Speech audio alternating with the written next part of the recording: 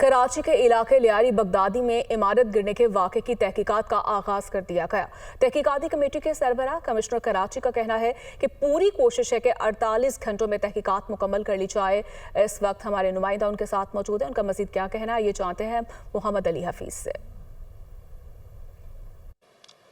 जी बिल्कुल, लियारी में अफसोसनाक वाक़या पेश आया है। उसके बाद हुकूमत सिंध ने जो है इस वाक़े की मुकम्मल तहक़ीक़ात के लिए 5 रुकनी कमेटी जो है वो तश्कील दी है। कमेटी की सरबराही जो सौंपी गई है वो कमिश्नर कराची सैयद हसन नकवी साहब को सौंपी गई है।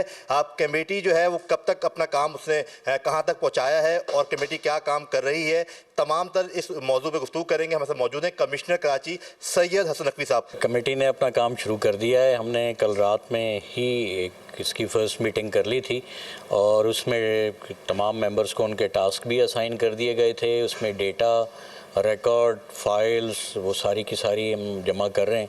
उसके साथ साथ रिपोर्ट कंपाइल करना भी शुरू कर दी है। इंशाल्लाह ताला कल तक हम ये पूरी कर लेंगे। जी बिल्कुल, कमिश्नर कराची थे। इनका कहना है कि जो टास्क हुकूमत सिंध ने दिया है, तहक़ीक़ाती कमेटी ने काम शुरू कर दिया है, पहली मीटिंग हो गई है। इनका कहना है कि मुकम्मल तौर पे जो असल ज़िम्मेदार इंसाने के उनके नाम जो है वो मंजराम पे लाए जाएंगे। कमेटी जो है 48 आवर्स में जो है अपनी रिपोर्ट जो है हुकूमत सिंध, वज़ीर सिंध को जो है वो पेश कर देगी। जी।